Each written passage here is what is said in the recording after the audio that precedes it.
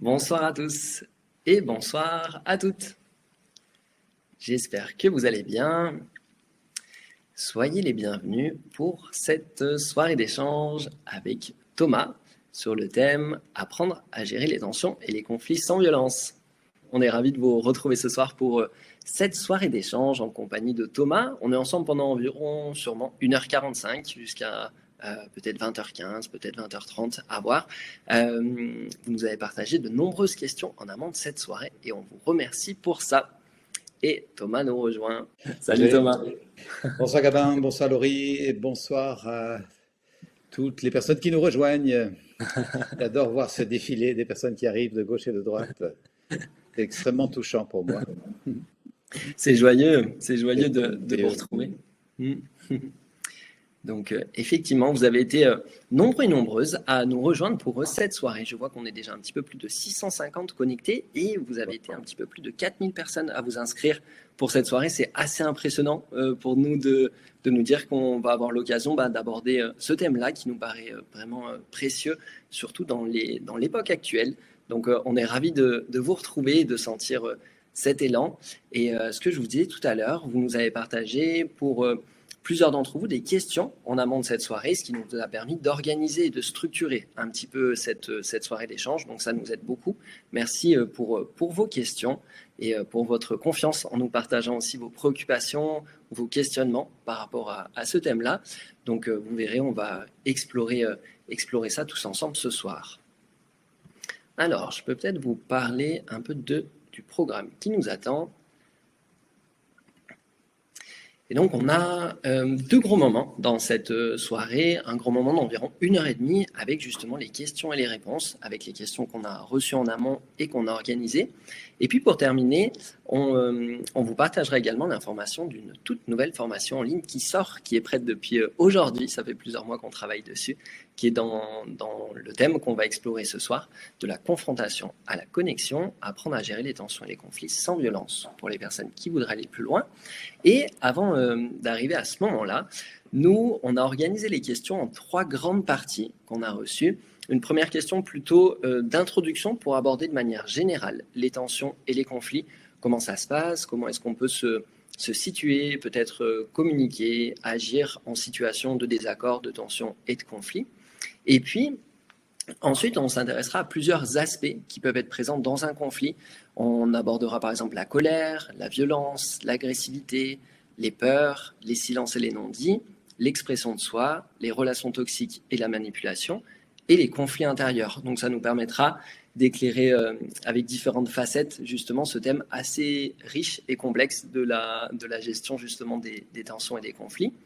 Et puis, ensuite, vous nous avez partagé beaucoup de questions liées à des contextes. Par exemple, comment est-ce qu'on fait quand l'autre n'est pas ouvert au dialogue et que nous, on a envie de gérer les tensions et les conflits sans violence? Comment est-ce qu'on peut faire ça? Comment faire également en couple, dans une relation de couple? On a reçu beaucoup de questions par rapport à ça. Comment faire également dans l'éducation, avec les adolescents ou encore en famille, avec peut-être nos frères et sœurs, peut-être nos parents ou nos beaux-parents, nos familles élargies. Donc voilà, l'idée c'est vraiment de pouvoir explorer. Vous verrez qu'il n'y a pas de recette magique, mais en tout cas l'idée c'est vraiment de pouvoir partager des pistes et des clés avec nous qui, d'après notamment l'expérience de Thomas, peuvent être vraiment aidantes et soutenantes pour arriver à vivre et à traverser les tensions et les conflits sans violence. Voilà un petit peu pour le programme du soir. Est-ce que ça vous va? Thomas, ça te convient? Ça me va de plus en plus. De plus en plus. Je regarde dans le chat si j'ai l'impression qu'au niveau technique, tout fonctionne bien. Donc c'est top. Ah oui, peut-être dernière information logistique, on enregistre cette soirée. Donc si tout va bien, le replay sera prêt d'ici quelques jours. Donc pour les personnes qui sont connectées, qui devraient nous quitter en cours de soirée, vous aurez l'occasion de redécouvrir le replay si vous le souhaitez. Voilà un petit peu pour les différentes informations. Si c'est tout bon, on peut rentrer dans le vif du sujet. Ça te va, Thomas? Oui, je remercie encore les personnes qui nous rejoignent là d'un peu partout. J'ai vu quelqu'un qui nous rejoint d'Abidjan, quelqu'un qui nous rejoint de La Réunion. quelqu'un qui nous rejoint de Luxembourg, c'est plus près de chez moi, ou de Belgique également, mais un peu partout en France, bien sûr. Bon, ben merci et vraiment bienvenue du fond du cœur à chacune et chacun. Hmm. Ouais, soyez les bienvenus. Et j'en profite également pour remercier toutes les personnes qui ont travaillé à la préparation de cette soirée. Vous avez Laurie qui est en coulisses ce soir, qui est avec nous. Et puis il y a vraiment beaucoup de personnes qui ont travaillé pour la préparation de cette soirée et également de la formation dont on parlera à la fin. Donc j'ai une grande pensée pour eux et un grand merci pour toutes les personnes qui ont contribué à rendre cette soirée possible. Alors, on vous propose de démarrer avec des premières questions un peu générales qui nous permettront d'introduire ce thème des tensions et des conflits. Et les deux premières questions nous viennent de Julissa et Jean-Luc. Est-ce que tous les conflits amoureux, familiales, professionnels se gèrent de la même manière, Julissa? Et gérer les tensions et les conflits en direct au moment où ils se produisent est très difficile pour moi. Mes tensions sont tellement vives, justement, que j'ai du mal à me poser et à être calme. Je préfère y revenir après coup. Comment faire pour les gérer au moment où ils arrivent pour que ça ne semble pas être du réchauffé? Jean-Luc. Merci à tous les deux pour ces questions très pertinentes. Est-ce que tous les conflits amoureux, familiales, professionnels se gèrent de la même manière? Ils nous interpellent pas forcément de la même façon, parce qu'évidemment un conflit amoureux ou familial sera plus affectif qu'un conflit professionnel, mais ça nous demande quand même les mêmes capacités à rester bien ancré en soi-même et disponible pour écouter l'autre et tenter d'avoir de l'empathie pour l'autre. Ces deux aspects vont revenir systématiquement dans notre soirée. Estime de soi, confiance en soi, affirmation de soi. Je suis celui que je suis, je m'apprécie comme je suis, je me reconnais, je sais me remettre en question si c'est nécessaire, mais je ne suis pas à la merci de l'attitude de l'autre ou de la critique de l'autre. Je sais rester campé sur mes deux pieds, d'une part, et d'autre part, je sais écouter l'autre, tenter de comprendre ce que l'autre vit, tenter de comprendre et d'écouter ce que l'autre vit derrière ce qu'il ou elle dit. Ce qu'il dit est peut-être désagréable à entendre, mais derrière, il y a des sentiments, il y a des besoins. Pour ceux qui sont un peu familiers du langage de la communication non violente, je peux porter mon attention, ma vigilance, mon cœur à tenter de comprendre ce que l'autre vit. Et ça se passe dans tous les cas. L'affirmation de soi, la capacité à rester là et la capacité à être proche de l'autre, ça se passera tant dans les enjeux familiaux, amoureux que professionnels.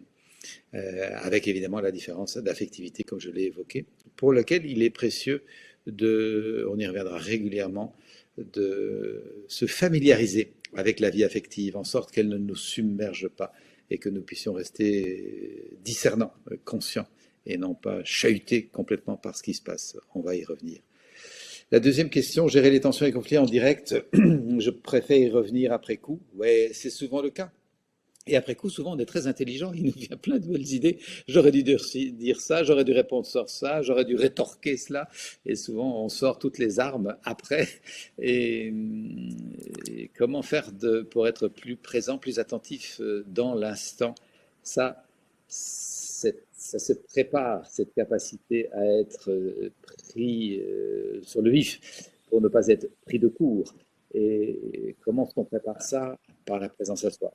La présence à soi régulière. Ceux qui ont suivi déjà certains stages m'auront entendu proposer un exercice systématique qui consiste à se poser la question: comment ça va? Plusieurs fois par jour. Comment je me sens? Qu'est-ce que ça dit de moi? Qu'est-ce que je sens d'agréable? Quels sont les besoins nourris? Par où la vie va-t-elle? Où est ma boussole et quel sens me donne-t-elle? Et en même temps, qu'est-ce qui est désagréable? Qu'est-ce qui me pèse? Qu'est-ce qui me peine? Qu'est-ce qui me rend la vie malheureuse? Et que j'ai besoin de comprendre à temps pour prendre soin de mes besoins avant que vraiment j'aille vraiment trop mal. Et donc ce discernement régulier, comment ça va, comment je me sens, me permet de rester de plus en plus centré, ancré, présent à ce qui se passe en moi, capable de nommer rapidement mes sentiments qui vont bien, enfin qui sont agréables et les besoins qui sont nourris, et rapidement les sentiments désagréables et les besoins qui sont pas nourris. Se rencontrer plusieurs fois par jour comme une sorte d'hygiène de conscience, une discipline de paix. Je prends contact avec l'humain que je suis. Et je vous rappelle que c'est le premier humain dont nous avons tous la charge, c'est moi-même.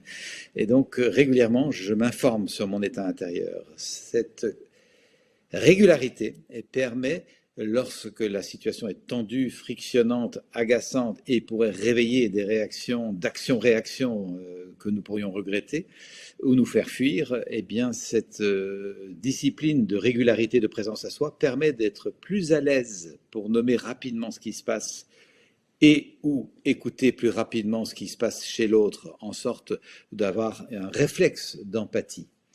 C'est la pratique qui nous permet de faire ça, parce que je peux vous témoigner en toute simplicité que moi-même, je détestais les conflits, j'avais tendance à m'enfuir, à bouder, ou à être rapidement agressif dans l'argumentation pour essayer d'avoir raison en me protégeant de l'attitude de l'autre. Ce n'était pas la meilleure façon de traverser le conflit et en tout cas de le rendre fécond. Et donc, j'ai eu à apprendre à rester posé, à rester à l'écoute, à rester bienveillant. Ça s'apprend petit à petit et ça ne veut pas dire que personnellement j'y arrive toujours. J'y arrive juste mieux qu'avant par la pratique. Et ça, c'est peut-être une piste de se dire je ne vais pas être au top d'un coup. Non, mais je peux petit à petit m'améliorer dans cet exercice en sorte de pouvoir traiter la colère, c'est la question de Jean-Luc, la tension ou le conflit, dans l'instant autant que possible. Ceci dit, ce n'est pas une mauvaise chose non plus de pouvoir revenir en disant désolé, je manquais de moyens l'autre jour pour te répondre. J'aimerais quand même revenir sur le sujet parce que je tiens à la qualité de relation et je ne voudrais pas qu'il y ait un pli qui se soit mis entre toi et moi. Je souhaite déplier. Je souhaite déplier parce que je tiens à la relation. Et ça vaut la peine de nommer ça, évidemment, dans les relations affectives, a fortiori de couple, mais aussi parentales, mais également dans la relation professionnelle, de pouvoir dire, voilà, je souhaite une bonne collaboration entre nous et je ne souhaite pas qu'il y ait un pli. Est-ce que tu es d'accord que l'on revienne sur le sujet à un moment? Et je pense que cette démarche d'authenticité et d'ouverture à la vulnérabilité est vraiment un encouragement à créer du nous. On va créer du nous. On n'est pas juste je et tu à se bagarrer, à se chamailler, à vivre une tension. On est un nous qui tente de trouver son équilibre. Cette formule reviendra plusieurs fois. Comment retrouver le nous? Voilà une première piste. J'en profite de cette introduction pour rappeler un enjeu de base pour la gestion des tensions et des conflits. C'est que nous n'en ferons pas l'économie. Il y aura dans nos parcours de vie d'êtres humains des tensions et des conflits. Nous pouvons apprendre à les rendre autant que possible féconds, comme évoqué, mais nous ne les éviterons pas.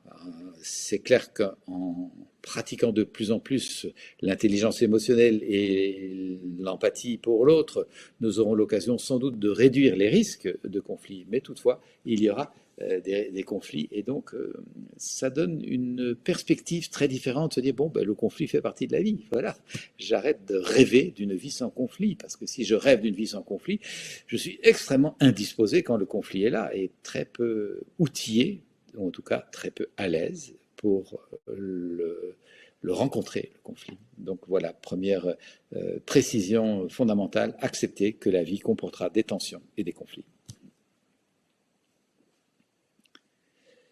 Alors, je ne sais pas si Gamin a récupéré l'écoute.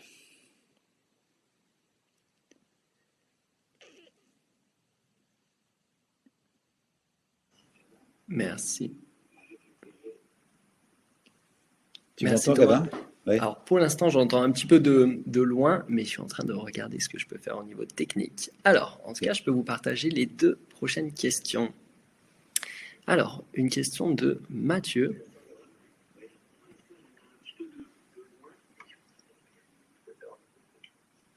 Alors, la question de Mathieu, je me demande comment sait-on quand parler, dire, informer, partager, et quand se taire, lâcher prise, écouter.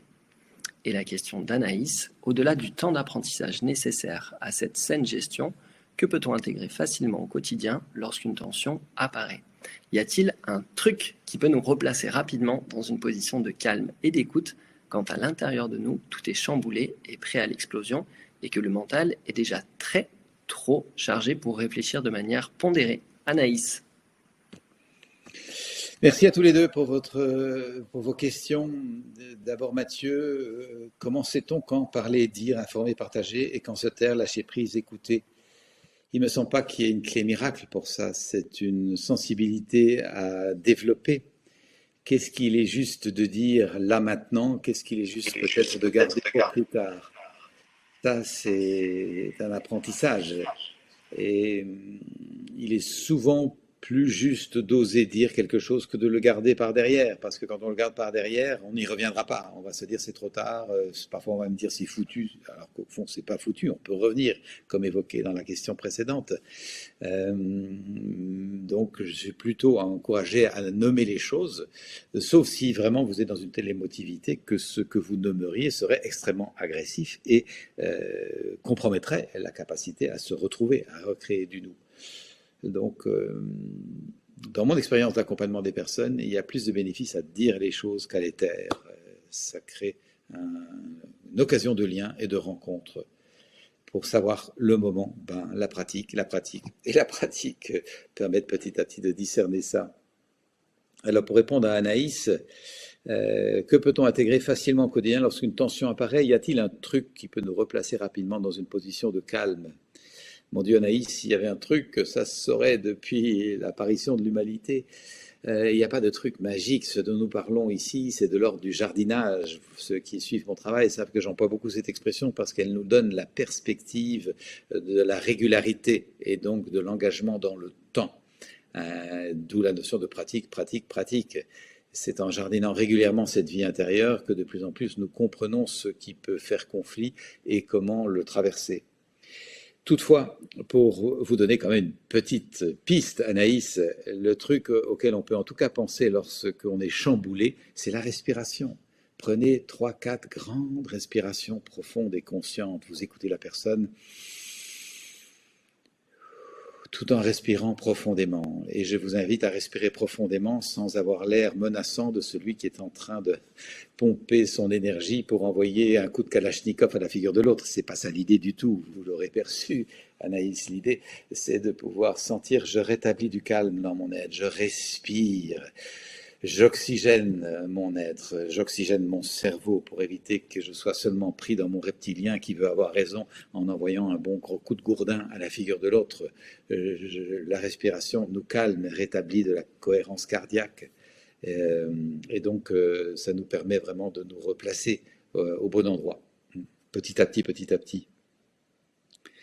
Et de nouveau, Anaïs, il n'y a pas de mal, on peut revenir sur une situation qui a été maltraitée.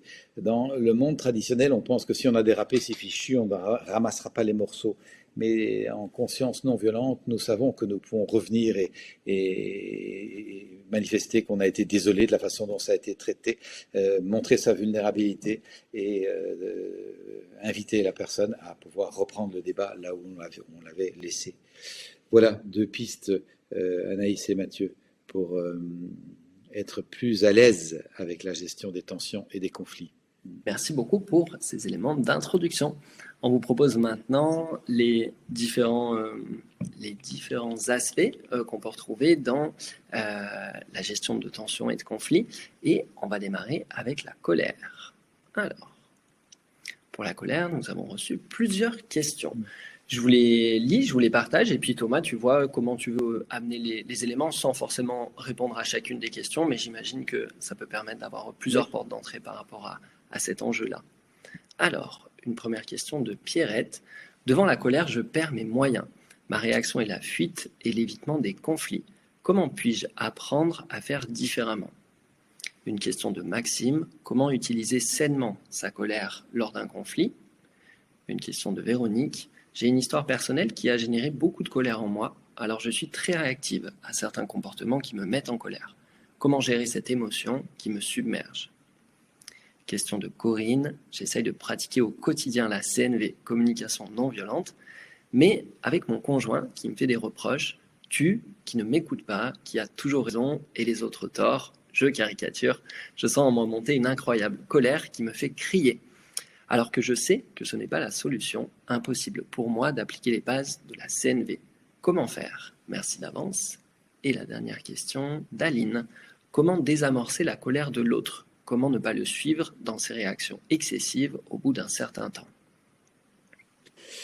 Merci aux 5 personnes pour leurs questions bien pertinentes sur ce sujet.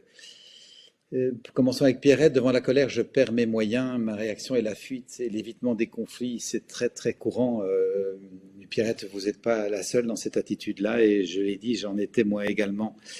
Alors, c'est précieux de pouvoir accueillir la colère comme une émotion très, très puissante qui n'est, loin s'en faut, pas forcément négative. Loin s'en faut. Si malheureusement la colère est souvent taboue parce qu'elle peut se révéler très négative lorsqu'on est parti dans les coups et blessures, dans les insultes évidemment, et dans la vengeance ou la violence perpétuée contre les autres physiquement, bien sûr il y a des tragédies qui sont dues par la colère.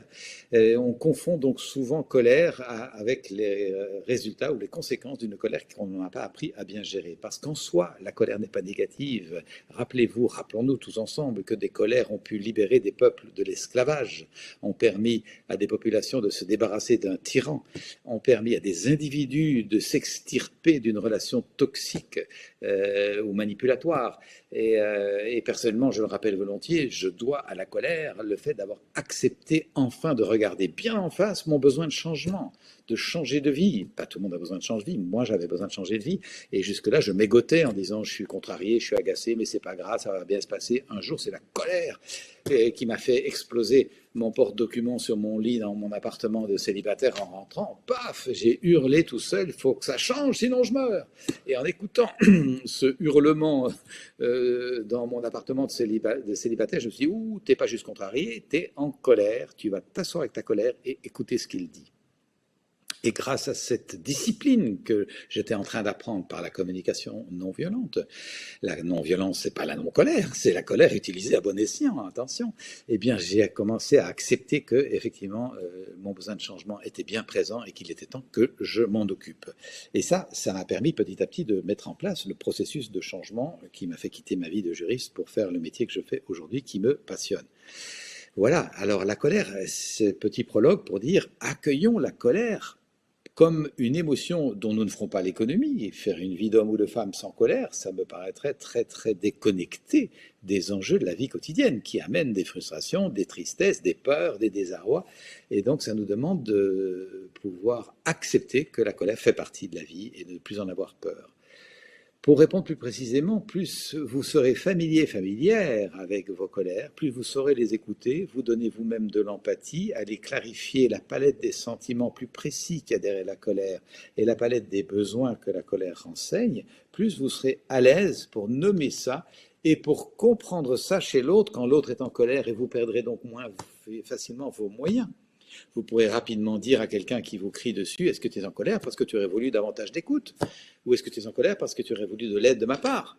Et vous serez rapidement en empathie avec les sentiments et les besoins qui habitent l'autre. Et vous ne serez plus démonté. Mais de nouveau, vous le voyez, c'est de la pratique qui permet ça. Ça ne s'invente pas, ça ne se décide pas du jour au lendemain. Petit à petit, petit à petit, petit à petit, comme du jardinage, nous arrivons à mettre ça en place. Comment utiliser sainement sa colère lors d'un conflit? En indiquant justement ce qu'elle signale en vous. Peut-être que certaines limites qui sont précieuses pour vous ont été transgressées et qu'il est précieux que vous rappeliez vos limites à vous.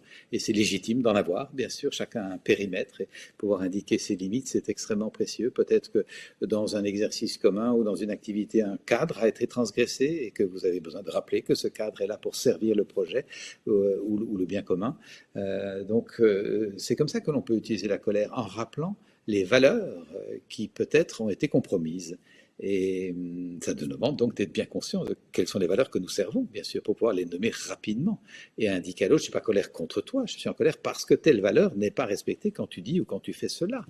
Hein, je souhaite respecter profondément la personne que tu es et en même temps, je ne suis pas d'accord avec l'attitude. Donc on peut discerner, vous voyez, ce qui se passe comme ça. Voilà une façon d'utiliser sainement la colère pour faire bouger des choses. Il peut y avoir aussi des colères qui nous permettent de dire, moi je quitte cette relation là sans un mot parce que sinon je me fais bouffer. Et il est précieux de tourner les talons et de se protéger. C'est aussi un usage sain de la colère quand vraiment il est temps de se protéger. Voilà. Alors Véronique, j'ai une histoire personnelle qui a généré beaucoup de colère en moi. Je suis très réactive et certains comportements qui me mettent en colère. À certains comportements qui me mettent en colère, comment gérer cette émotion qui me submerge. En les observant de plus en plus finement, lorsque vous sentez que vous êtes réactif à certains comportements et que ces comportements génèrent en vous de la colère, asseyez-vous avec vous-même. Prenez du temps pour comprendre cette mécanique. Quelque chose, vous le dites, s'enclenche presque automatiquement. D'où vient cet automatisme? Qu'est-ce que ça dit de vous? Comment pouvez-vous reprendre le pouvoir là-dessus? Évitez d'être manipulé par le souvenir, d'être programmé avec des séquences qui s'enclenchent toutes seules. Comment pouvez-vous observer, ah oui, tiens, quelque chose se réenclenche en moi, de quoi s'agit-il et comment pourrais-je éventuellement réagir autrement? Ça demande de bien se connaître. C'est ça que nous pouvons apprendre à faire. Vous voyez, bien se connaître ses enjeux, connaître ses parts d'ombre qui risqueraient sinon de rester télécommandées par des blessures d'enfance, comme vous l'avez nommé. Et nous sommes nombreux dans ce cas-là à être télécommandés par des blessures d'enfance. C'est pas ça le sens de la vie. Le sens de la vie, c'est de les comprendre, les blessures de nos enfants, pour en prendre soin et les dépasser et pouvoir vivre au-delà de la blessure, évidemment, en sorte de pouvoir offrir au monde le meilleur de soi. Et c'est un enjeu dont le monde a grand besoin, que chacun de nous sache mettre au monde le meilleur de soi. Merci Véronique. Alors la question de Corinne, j'essaie de pratiquer au quotidien, ah oui, la réaction au tu m'écoutes pas. Ouais, la pratique, bien sûr. Comment sentir que ça vous agace l'attitude du tu et pouvoir, malgré cela, rester en empathie et essayer de connecter avec l'autre pour apporter une réponse à son besoin derrière la formule critique qui vous arrive, tu ne fais pas ceci, tu ne fais pas ça, etc.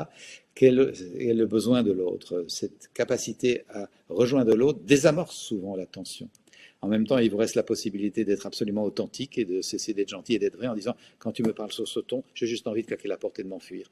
Ça m'attriste parce que j'aime le lien avec toi. Est-ce que tu pourrais me formuler les choses autrement ?» Je rappelle volontiers que la non-violence, ce n'est pas la non-vigueur. Nous avons besoin aussi d'apprendre à être extrêmement vigoureux et à indiquer nos limites. Et ça, souvent, nous sommes malheureusement trop gentils et nous laissons faire, et nous entrons dans du malaise. Nous avons donc besoin de pouvoir indiquer quand la situation nous génère du malaise et comment nous aimerions la vivre. De nouveau, ces choses ne se décrètent pas, mais ça s'apprend petit à petit. Merci Corinne. Et enfin, comment désamorcer la colère de l'autre?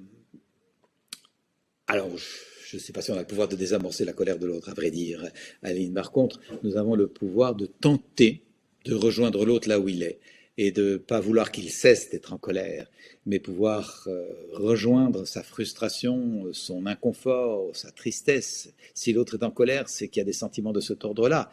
Voyez vous-même, si vous vous connaissez dans la colère, vous allez, la réponse vaut pour chacun de nous ce soir, vous allez la plupart du temps identifier 3 types de sentiments. Sous le couvert de la colère, il y a de la tristesse, il y a de la lassitude ou il y a de la peur. L'un ou l'autre, l'une ou l'autre de ces émotions, ou parfois les 3. Tristesse, lassitude, fatigue, ras-le-bol et peur. Ah bien, si vous identifiez ça régulièrement comme étant les sentiments qui se vivent sous la colère, vous avez des clés pour comprendre la colère de l'autre. Est-ce que tu es triste parce que tu aurais aimé que? Est-ce que tu as eu peur parce que tu aimerais te rassurer que? Est-ce que tu en as ras-le-bol parce que tu voudrais que ceci ou ça change? Et vous allez voir que cette capacité à rejoindre l'autre a pour effet de désamorcer. Mais votre intention, si elle est calme-toi, calme-toi, ça renchérit la colère chez l'autre. Donc l'idée n'est pas de calmer le jeu. L'idée est de rejoindre cet être vivant qui est là devant vous, manifestement dans un état d'inconfort, puisqu'il s'exprime par la colère. Lorsqu'on est dans un état de confort, on n'exprime pas de colère. Voilà quelques clés pour apprendre à être plus disponible à écouter la colère et donc à cesser de la juger négative en soi et plutôt nous éveiller à la curiosité de tiens, qu'est-ce qu'il y a là derrière? Pourquoi cette personne est-elle en colère? Merci beaucoup à tous les 5 pour vos questions très pertinentes dans cette soirée. Merci beaucoup Thomas pour tous ces éléments. Le deuxième aspect qu'on avait envie d'aborder, sur lesquels vous nous avez partagé des questions, c'est par rapport aux enjeux de violence et d'agressivité. La première question nous vient d'Olivia. Comment dialoguer avec une personne qui ne connaît pas d'autres moyens d'expression que la violence verbale ou physique? Par exemple, dans le cadre professionnel, accueil en centre social, comment réussir à garder son calme et à trouver une solution, une issue à cet échange qui ne mène à rien? Une question de Virginie. Comment identifier des profils qui ne sauront pas répondre à notre souhait de poursuivre l'échange sans violence et sans conflit? Une question de Lily. Comment réagir lorsque l'on est agressé verbalement et que malgré notre calme et notre volonté de comprendre, la personne continue de nous agresser? Une question de Célia. Comment lâcher cette empreinte de violence, quand on la subit très fortement et qu'on la fait revivre à quelqu'un? Et une dernière question de Cécile. Comment gérer une situation de conflit qui ne fait pas appel à une violence directe, mais plutôt à une violence passive comme le rejet? Merci pour vos questions. Oui, merci beaucoup. De nouveau, des questions très pertinentes pour les tensions et la colère au quotidien. Comment dialoguer avec une personne qui ne connaît pas d'autre moyen d'expression que la violence verbale ou physique? Garder son calme et trouver une solution, une issue à cet échange qui ne mène à rien. Olivia, merci pour cette question. Assez souvent, malgré tout, le fait de se maintenir dans un état d'empathie pour rejoindre la personne là où elle est a un effet d'apaisement. Je redis que ce n'est pas l'intention qui nous habite. Notre intention est de tenter de connecter avec ce que la personne vit. Le lien d'abord, je vous rappelle la petite devise de la CNV, si jamais vous l'aviez pu à l'esprit, le lien d'abord, le résultat ensuite. C'est pas qu'on se fiche du résultat, je le rappelle, c'est qu'on a juste réalisé par l'expérience que si je suis préoccupé résultat, il faut que cette personne se calme absolument, ben j'obtiens le contraire. Ça rajoute de l'agacement. La personne sent bien qu'on ne veut pas l'écouter, qu'on voudrait éliminer le problème, et elle se fâche de plus en plus. Donc le lien d'abord, si la personne est en colère, maintenir une démarche d'empathie. Et l'empathie, ce n'est pas juste une reformulation gentille, c'est le maintien d'une attitude empathique dont tu es vraiment en colère parce que si c'est vraiment pas passé comme tu le voulais, et tu es vraiment déçu et découragé parce que tu aurais tellement aimé que ça se passe comme ceci, et franchement là tu as envie de casser la gueule de la personne parce que et je reste avec la personne autant que possible pour tenter de comprendre c'est quoi ce qu'elle sent vraiment et quel est son vrai besoin. Pas le besoin de surface, celui qu'elle a peut-être nommé un peu en superficie, mais peut-être le besoin qu'il y a derrière le besoin, peut-être derrière le besoin. Rappelez-vous que les besoins sont comme des poupées russes qui s'emboîtent les unes dans les autres. Et que tant qu'on n'a pas rejoint le besoin le plus important, le plus essentiel, le plus vivant, le plus central, eh bien, on reste un peu à la surface des choses. Et de nouveau, c'est là que, vous le voyez, c'est un apprentissage. Nous n'allons pas en un instant trouver le bon besoin chez l'autre si nous n'avons pas d'abord pratiqué ça chez nous régulièrement en réalisant que sous ces premières apparences ou manifestations de besoins, il y a des besoins plus intimes. C'est ce travail que nous pouvons faire sur nous qui va nous aider à comprendre ce qui se passe chez l'autre. Et dans mon expérience, une personne qui reçoit plusieurs démarches d'empathie avec patience, petit à petit s'apaise. Mais il peut arriver évidemment de gros problèmes psychologiques qui sont dans notre ordre. Et là, nous n'y arriverons pas par l'empathie simplement. On est d'accord. Et là, il s'agira peut-être d'être un peu plus ferme soi-même, de pouvoir dire que nous souhaitons que le débat se passe autrement que sur le ton d'agressivité. Donc, on a toujours cette possibilité, soit de l'empathie, soit de l'expression honnête de soi-même. Comment identifier les profils qui ne sauront pas répondre à notre souhait de poursuivre l'échange sans violence et sans conflit? Virginie, waouh, vous souhaiteriez la boule de cristal de Madame Irma? Je ne crois pas que ça existe vraiment. Alors peut-être que certains grands psychiatres pourraient avoir des antennes suffisamment fines pour percevoir ce genre de choses. Je ne crois pas trop que ça vaille la peine de mettre les gens dans des catégories. Essayons plutôt de les accueillir comme ils sont et de voir quels sont nos moyens pour faire avec ce qui est là devant, sans les étiqueter incapables de poursuivre l'échange. Ils sont peut-être plus capables que ce qu'on croit, mais peut-être tellement pris par une très grosse émotion que, effectivement, dans l'instant, ça va être difficile et que nous aurons peut-être à repasser sur le sujet plus tard. Comment réagir lorsqu'on est agressé verbalement et que malgré notre calme et notre volonté de comprendre, la personne continue de nous agresser? Ça rejoint un peu la question d'Olivia. Garder notre calme est évidemment précieux, mais nous avons sans doute le grand bénéfice d'arriver à rejoindre l'autre là où il ou elle est. Et c'est plus qu'une volonté de simplement comprendre. Je ne comprends pas ce que vous dites. Pouvez-vous me répéter ce que vous voulez? Non, c'est une démarche d'empathie. Est-ce que vous êtes découragé parce que vous auriez aimé que? Est-ce que vous êtes déçu parce que vous auriez souhaité que? C'est tendre une perche, l'empathie.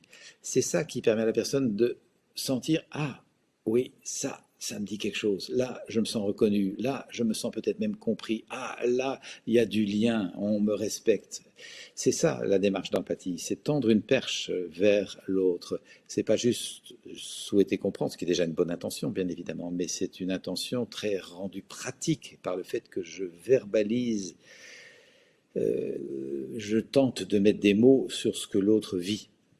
Et c'est un compagnonnage qui fait souvent éclore la possibilité de collaboration, de manière parfois complètement inattendue d'ailleurs.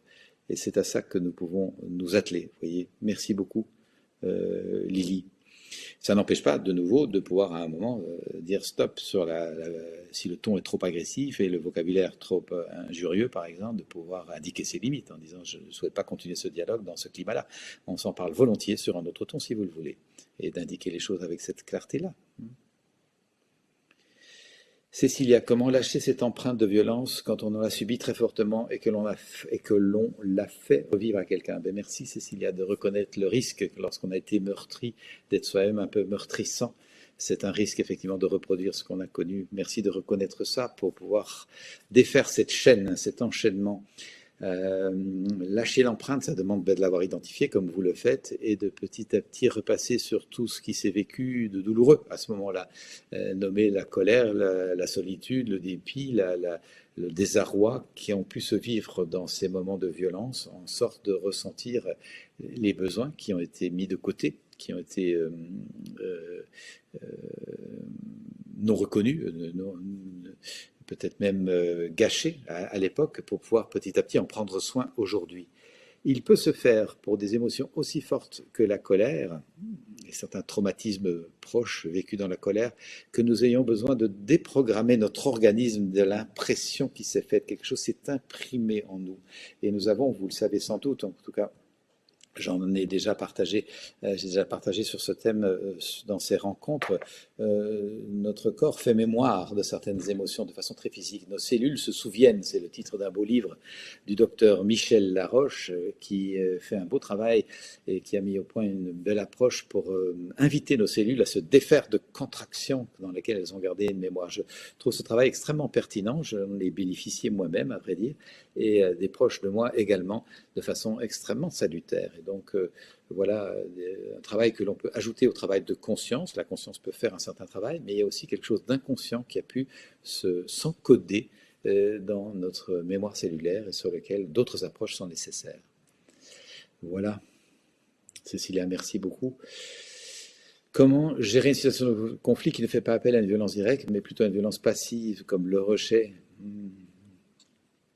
De nouveau, se donner de l'empathie pour soi. D'abord, si on est la victime de cette posture de rejet, arriver à rester en empathie avec soi et accepter que c'est pas ma personne qui est rejetée, c'est que l'autre n'a pas les mots pour dire ce qu'elle a à dire, et ne pas, autant que possible, ça n'est pas facile, autant que possible, ne pas prendre ça contre soi, comme si effectivement j'étais rejeté et a fortiori que je ne valais pas la peine. Alors ne perdons pas l'estime de nous-mêmes. Et gardons une bonne estime de soi, justement pour avoir de la compassion pour la personne qui est dans l'attitude de rejet et qui est donc sans doute sans mots pour nommer son dépit, sa tristesse, sa solitude, et qui a plutôt écarté le sujet de cette façon un peu brutale. Pour se retrouver une suffisante énergie, une suffisante assise en soi pour pouvoir éventuellement réouvrir la porte et revenir vers la personne. Je ne dis pas que ce soit facile, hein, c'est certain. Ce que je dis, c'est que ça vaut souvent la peine d'essayer cela. Revenir vers la personne et indiquer que la posture de rejet ne met pas fin à la relation. C'est un passage, c'est un moment. Voilà, Cécile, merci beaucoup. Toutes ces questions nous confirment que c'est la pratique qui va nous aider. Si vous apprenez un instrument de musique, c'est pas en le regardant que vous allez apprendre, c'est en le pratiquant et en le pratiquant que petit à petit vous aurez de l'aisance et du plaisir.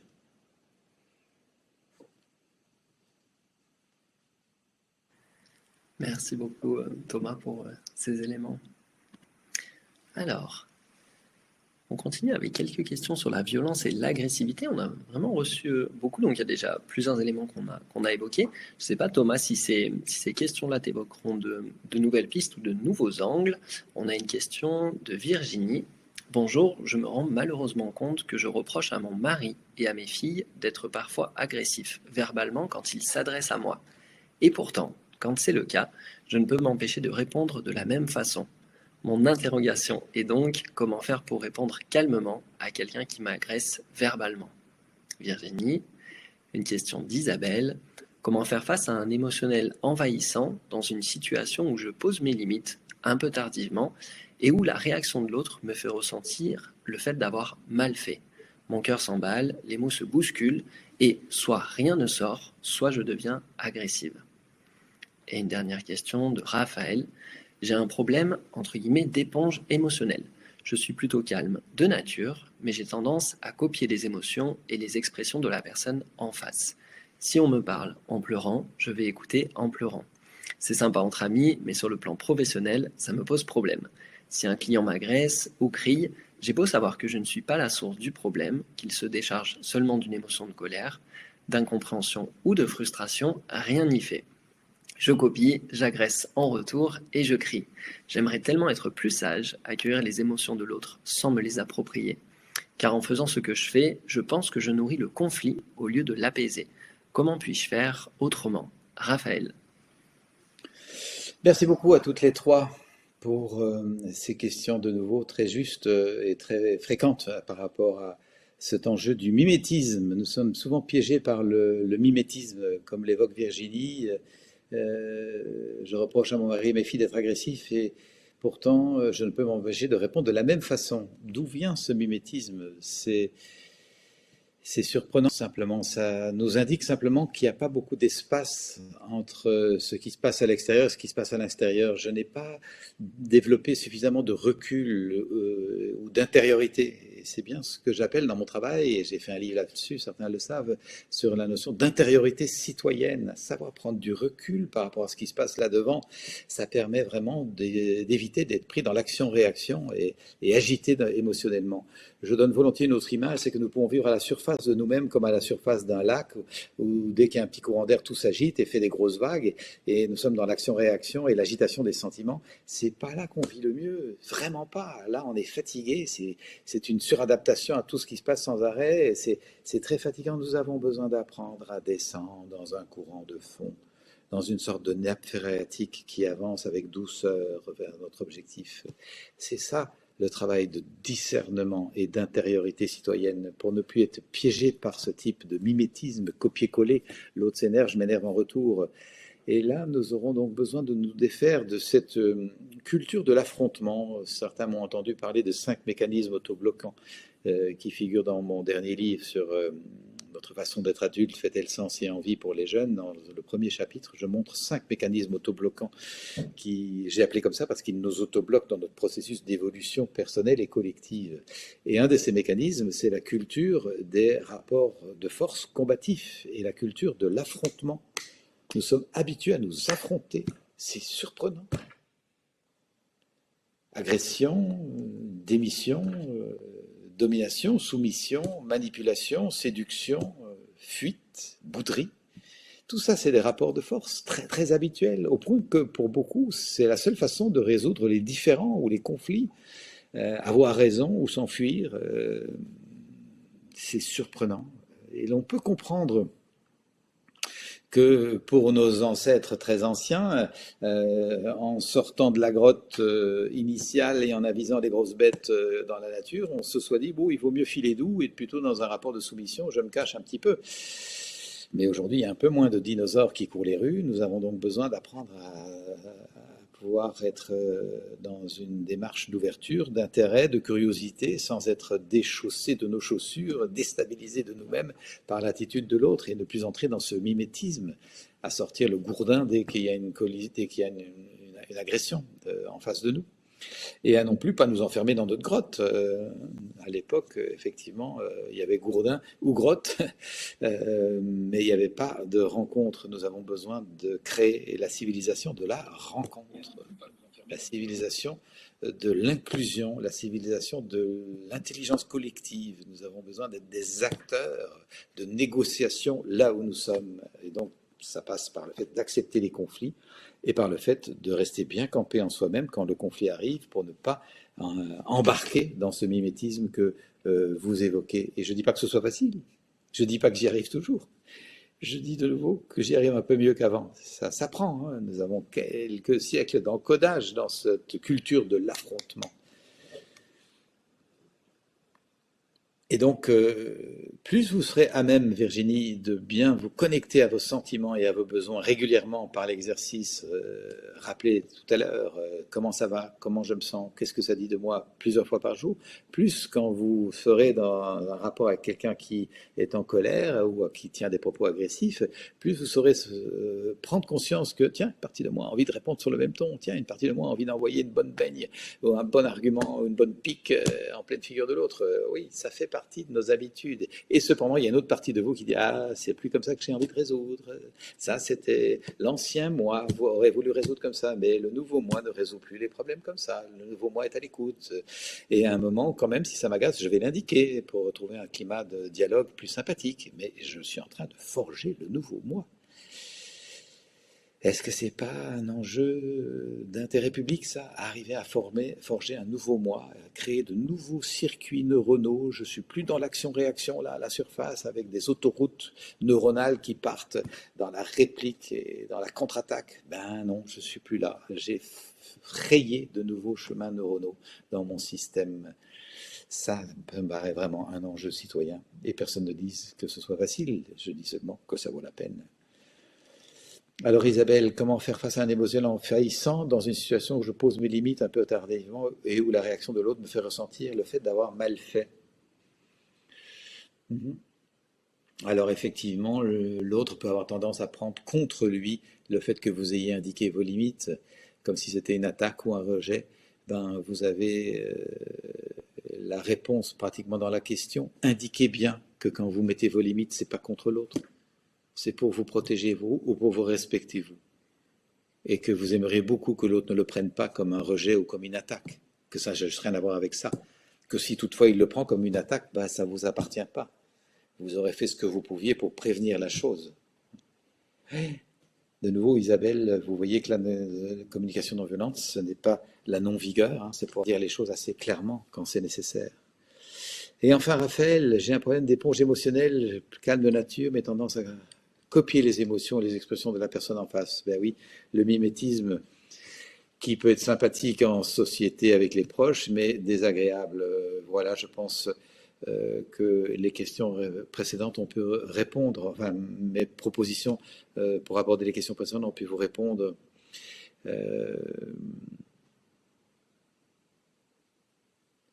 La pratique et la pratique de la capacité à vous ressentir, à avoir de l'auto-empathie, de l'empathie pour l'humain que vous êtes, vont vous permettre de percevoir plus tôt ce risque d'embarquer dans le mimétisme. Et donc, cette capacité à calmer cette partie-là, à reconnaître que c'est votre ancien fonctionnement, qu'il a peut-être pu prévaloir jusqu'ici, mais que c'est plus comme ça que vous voulez fonctionner, que désormais vous voulez faire place à une autre façon d'être ensemble.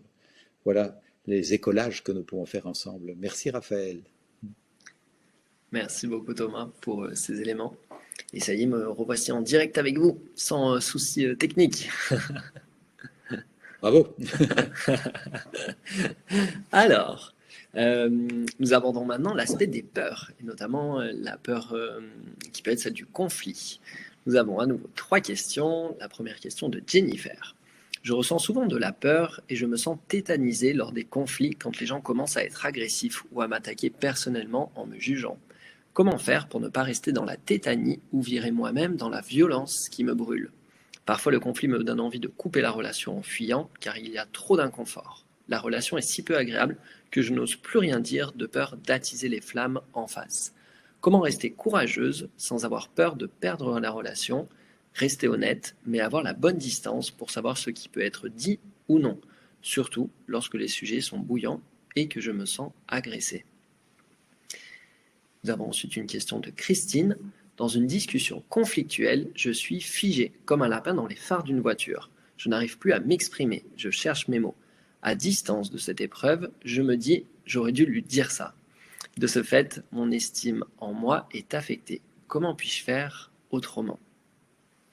Et la dernière question d'Isabelle. Comment ne pas se laisser envahir par mes émotions et mes peurs, mes blocages, lors de tensions ou de conflits? J'ai toujours l'impression de revenir à la case départ de mon enfance. Merci beaucoup à toutes les 3. on a beaucoup de questions de dames, de femmes en tout cas. Où sont les hommes? Bien. Jennifer, oui, je me sens tétanisé quand les gens commencent à être en conflit, couper la relation. Comment rester courageux sans avoir peur de perdre la relation, rester honnête? C'est régulièrement l'enjeu de l'estime de soi, de la confiance en soi, de la force intérieure, de l'ancrage à l'intime de soi. Tant que nous sommes un peu piégés par le personnage, sans avoir rencontré la vraie personne, le personnage reste très à la merci de ce qui se passe à l'extérieur. Et il est à la surface, là au-dessus. Et nous avons tous un personnage. Nous avons été en partie construits, évidemment, par un tel milieu, une telle éducation, tel parent, telle ambiance sociale, sociologique, socioculturelle. Et ce personnage, parfois, nous a permis de survivre, quand même, de traverser ces conditions et d'être arrivé là où nous en sommes. Toutefois, ce même personnage qui, peut-être, a pu nous servir à un moment, peut nous asservir et nous empêcher de vivre et nous étouffer, notamment si nous avons pris un personnage de cuirassier, de soldat blindé pour traverser les difficultés. Il y a un moment où il est peut-être temps de laisser la cuirasse au vestiaire et de retrouver la tendresse, la douceur, la capacité de vivre dans l'intimité avec soi et avec les autres. C'est un très grand classique. Et donc, si j'ai peut-être pris un personnage de tout doux, tout gentil pour acheter l'intégration et l'appartenance, ça m'a peut-être sauvé la vie dans un milieu qui attendait de moi que je sois tout moulu, comme ça, tout docile. Mais à un moment, si j'ai envie d'exister, il est temps que je remercie ce personnage pour ses bons services et que j'ose apprendre à m'affirmer et à exister, me mettre au monde. C'est une nouvelle mise au monde dont nous parlent d'ailleurs beaucoup de traditions. La seconde mise au monde qui est psychospirituelle. Et c'est le travail que nous pouvons faire pour justement ne plus être à la merci du ton de voix, du langage employé, des intentions de l'autre qui sont peut-être effectivement teintées de beaucoup d'agressivité et qui peuvent venir pousser sur toutes sortes de boutons en nous qui nous font réagir de façon malheureusement très émotionnelle et de façon souvent excessive. Donc on revient à cette notion de travailler la connaissance de soi pour s'ancrer en soi, travailler la reconnaissance de nos talents, travailler l'accompagnement de nos fragilités, l'un n'empêchant pas l'autre. Mais souvent, on est juste dans la fragilité que l'on pointe du doigt en se jugeant, au lieu de s'accompagner tranquillement pour se relever de nos fragilités, comme on relève un enfant qui a trébuché. On ne l'engueule pas, on ne lui fait pas le reproche, on le relève avec tendresse. Et bien pareil avec nous-mêmes, nous relever dans nos fragilités pour nous encourager à trouver notre force. Et honorer les belles facettes de nous. Mon Dieu, comment ne pas prendre contre soi une critique s'il y a une partie de moi qui déjà me sert beaucoup de critiques, ça vient renchérir et enfler le phénomène de la critique négative sur soi. Alors l'idée, c'est pas d'entrer dans un ego hypertrophié, hein, vous l'aurez perçu, quelqu'un qui a un ego hypertrophié est quelqu'un qui témoigne d'un manque d'estime de soi et qui se construit une sorte de carapace lumineuse, soi-disant lumineuse évidemment en apparence. Et donc l'enjeu de l'estime de soi n'est pas un petit enjeu dans le milieu des thérapeutes, des accompagnants. Nous partageons souvent la considération qu'à peu près 90% de la population manque d'une juste estime de soi et sont souvent dans une suradaptation aux attentes de l'autre et suradaptation méfiante à la critique et au regard de l'autre. Ça rend la vie difficile d'être à ce point dépendant de ce qui se passe chez l'autre. Et j'en parle en bonne connaissance de cause. J'étais un très très grand dépendant au regard de l'autre. C'est une des raisons qui m'a amené en thérapie pour retrouver de l'autonomie par rapport à ça. Et ça s'apprend, heureusement. Et donc voilà, Jennifer, ce que nous pouvons apprendre à faire petit à petit. Travailler une bonne estime de soi, ça ne se décrète pas comme un clic sur un ordinateur, hein. On ne passe pas de peu d'estime de soi à beaucoup d'estime de soi du jour au lendemain. De nouveau, ça se jardine, ça se muscle. Petit à petit, nous pouvons prendre soin de cette partie et nous encourager. Et j'ai pu personnellement énormément bénéficier du travail en groupe, réaliser que beaucoup d'autres personnes autour de moi manquent d'estime de soi, que cette personne-là qui a l'air d'assurer, elle est toute timide, que cette personne-là qui a l'air d'être plutôt bien dans ses pompes et finalement très fragile. Mon Dieu, qu'est-ce que ça fait du bien de se dire on est tous faits de la même farine. Hein. Arrêtons de nous jouer des jeux de rôle comme ça en façade. Rentrons dans la relation de cœur à cœur pour réaliser que nous avons tous besoin d'apprendre simplement à exister dans le respect mutuel en commençant par nous respecter nous. Alors, Christine, dans une discussion conflictuelle, je suis figé comme un lapin. Je n'arrive pas à m'exprimer. Et après, je me dis, j'aurais dû dire ça. Ben, c'est souvent ce qui arrive. Effectivement, nous sommes très bons après, comme je l'évoquais tout à l'heure, mais pas forcément bons dans l'instant. Comment avoir plus rapidement la capacité à avoir la répartie juste, celle qui va refaire du nous, celle qui va réinclure, celle qui va nous permettre peut-être de nous réconcilier. C'est ça que nous cherchons. Et je ne dis pas qu'on arrive toujours, mais nous pouvons être meilleurs que ce que nous faisons jusqu'ici. Et enfin, Isabelle, comment ne pas se laisser envahir par mes émotions, mes peurs, mes blocages lors des tensions ou des conflits? Revenir à la case départ de mon enfance, voilà, ben, il est possible que le personnage de mon enfance ait eu peu de place dans le conflit, peu d'écoute, et la grosse crainte de ne pas être aimé, et que le lien soit coupé, que nous soyons renvoyés dans notre chambre. Beaucoup d'entre nous souffrent encore de ce traumatisme. Je ne t'aime pas quand tu fais ça, va dans ta chambre. Il y a des moments où papa ou maman ne m'aiment pas. Qu'est-ce que je peux faire pour récupérer l'amour? Et là, s'enclenche une suradaptation au regard de l'autre. Il faut absolument que l'autre m'aime. Et si je ne suis pas adéquat, l'autre ne va pas m'aimer. Et mon Dieu, qu'est-ce que ça compromet la bonne estime de soi? Qu'est-ce que nous aurions aimé que les parents nous disent avec un peu de discernement? Je n'aime pas ce que tu viens de faire. Toutefois, bien sûr, je t'aime toi profondément et je t'aimerai toujours parce que tu es mon enfant. Mais je n'aime pas ce que tu as fait pour telle ou telle raison et je souhaite t'en parler. Et on distingue, et l'amour est assuré complètement pour la personne, et en même temps, une réflexion est invitée à être faite sur le comportement ou l'attitude qui a pu transgresser une valeur. C'est ce qu'on appelle sanctionner un comportement en communication non violente. Je ne punis pas. La punition, comme vous vous en doutez bien, est un constat, un aveu d'incapacité à faire du nous, à faire du lien. Et donc là, on fait du lien. On indique « et je t'aime profondément, et je te souhaite le meilleur pour toute la vie », et en même temps, j'ai besoin que l'on parle de ce que tu viens de dire ou faire parce que ça ne correspond pas à une valeur qui est extrêmement précieuse pour le vivre ensemble, et je souhaite qu'on en parle. Et on va recréer du lien autour de ça. La plupart du temps, ça passe infiniment mieux que l'absurdité de la punition qui est un moyen obsolète de tenter d'obtenir ce que l'on voudrait. Voilà comment on peut travailler une bonne estime de soi, retrouver les circonstances où effectivement on a eu l'impression de ne pas être aimé parce qu'on ne correspondait pas aux attentes des autres, et démanteler cela et réaliser j'ai de la valeur, quoi qu'en pense l'autre, je ne suis pas là par hasard, la vie m'a voulu là. Il est possible, là j'élargis peut-être un peu la réflexion, que certaines d'entre vous n'aient pas envie d'être là et réalisent, mais moi j'ai pas choisi cette vie, qu'est-ce que je fous là? C'est pas moi qui ai fait le choix, c'est possible que c'est pas vous qui avez fait le choix, je ne sais pas, qui le sait. Mais ce qui est sûr en tout cas, c'est que la vie vous a voulu là, vous êtes là, la vie a voulu que vous soyez là. Qu'allez-vous faire avec ça? En plus, vous avez conscience d'être arrivé à un certain moment, par rapport aux autres mammifères qui n'ont pas cette conscience, je pense, d'être nés, ni de mourir. Vous avez conscience que vous avez un certain laps de temps assez court pour profiter de cette existence. Alors, qu'est-ce qu'on en fait? On bousille le truc, on ronchonne, on bougonne, on s'empoigne, ou on essaye d'enchanter ce court moment entre la naissance et la mort, en se disant, j'ai une conscience, peut-être que j'ai vécu des choses extrêmement pénibles et difficiles, ça fait partie de mon cheminement, qu'est-ce que je peux tirer de ça pour apporter quelque chose de bienfaisant à ce monde? Ça, c'est l'exercice que nous pouvons chacun apprendre à faire. Et j'ai confiance pour accompagner comme thérapeute tant de personnes depuis tant d'années que nous avons des ressources pour faire cela, aussi considérables qu'ignorées. Mais souvent, nous restons à la surface dans l'agitation là et dans le peu d'attention à l'humain que nous sommes. Et ça ne nous rend pas très heureux, d'où l'idée, je le remime, de descendre dans la nappe phréatique. Comment ne pas se laisser envahir par mes émotions, mes peurs et mes blocages? J'ai toujours l'impression... Oui, Isabelle, c'est la question à laquelle j'ai tenté d'apporter un peu d'éclairage là. Merci beaucoup à toutes les trois pour vos questions. Merci beaucoup. Merci beaucoup Thomas pour ces perspectives. L'aspect que nous voulions ensuite aborder, c'est celui des silences et des non-dits, qui peut être très fréquent dans justement les cas de désaccord, de tension et de conflit.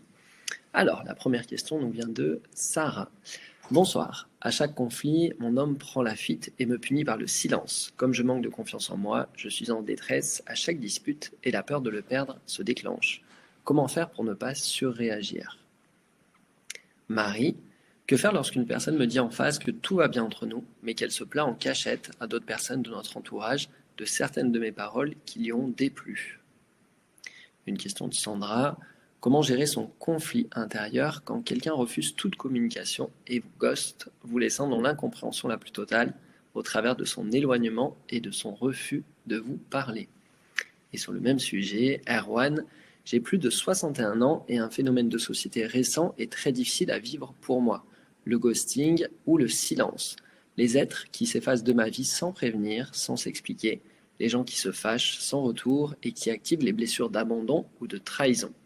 La toile des liens se délite, se déchire à une période où, selon moi, la solidarité me semble indispensable. Qu'en pensez-vous, Erwan? Merci beaucoup à tous les quatre pour ces questions très, très touchantes, évidemment. Alors, Sarah, mon homme prend la fuite et me punit par le silence à chaque conflit.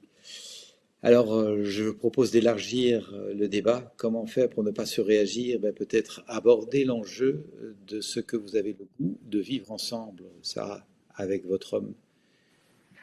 J'aimerais que l'on prenne un temps pour clarifier qu'est-ce que nous avons envie de vivre ensemble. Est-ce de la dispute, de la fuite, de la détresse, de la peur? Ou est-ce que c'est la capacité à se rencontrer, à dépasser nos égos, à pouvoir nous défaire de nos personnages, faire grandir et croître la vraie personne que nous sommes? Est-ce que c'est quoi que nous voulons vivre ensemble?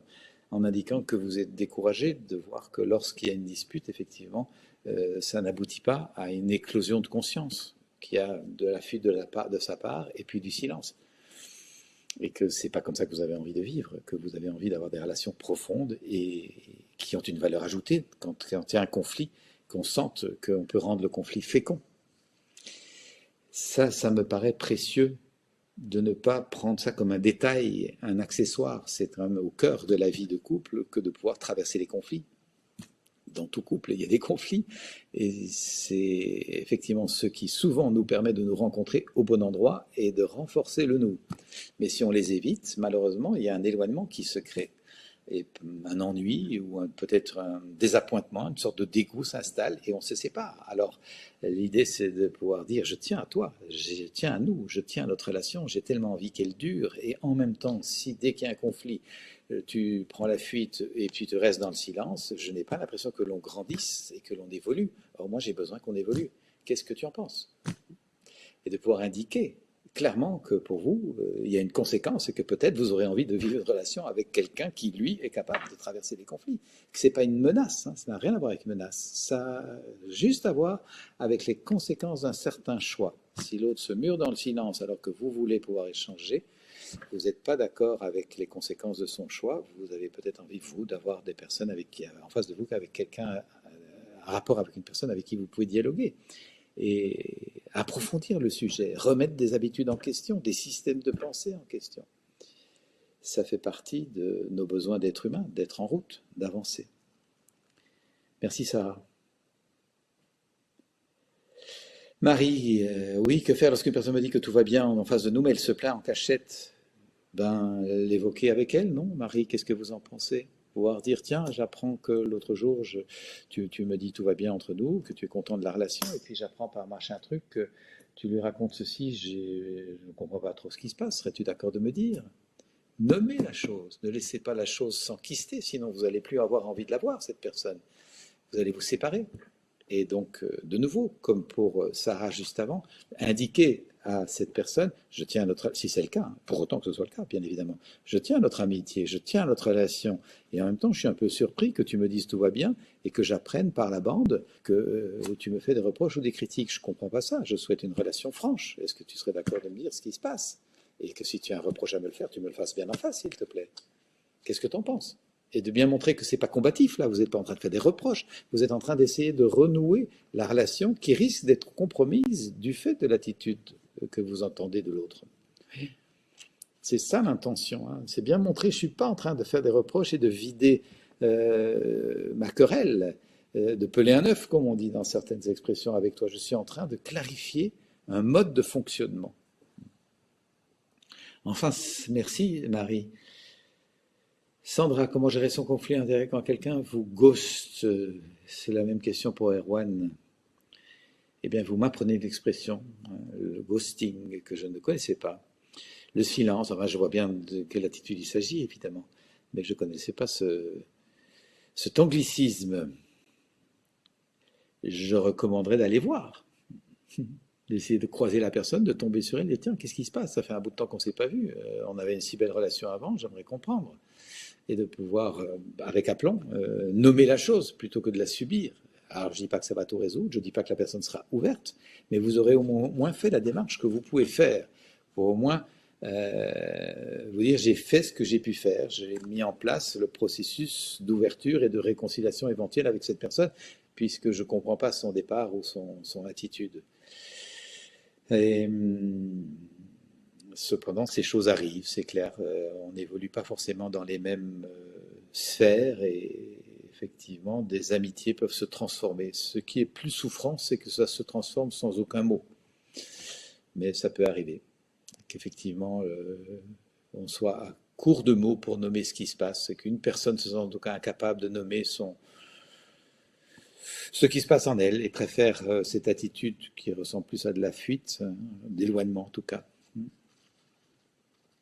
De nouveau, je pense que ça vaut toujours la peine d'aller faire la démarche d'ouverture et de maintenir, pour autant que vous aimiez la personne, que vous souhaitiez maintenir la relation, bien sûr, de maintenir une attitude d'ouverture en disant ben, peut-être que pour le moment tu ne souhaites pas me reparler, mais moi je tiens à la relation que nous avons, j'ai beaucoup d'estime pour ce qu'on a pu vivre ensemble et pour toi, et je garde la porte ouverte, reviens quand tu veux, et de laisser ça ouvert. Montrer que vous n'êtes pas revanchard, vous n'êtes pas amer, vous êtes juste interrogatif et aimant. Je ne dis pas que ce soit facile, de nouveau, je dis que ça vaut la peine. Merci beaucoup, Erwan et Sandra.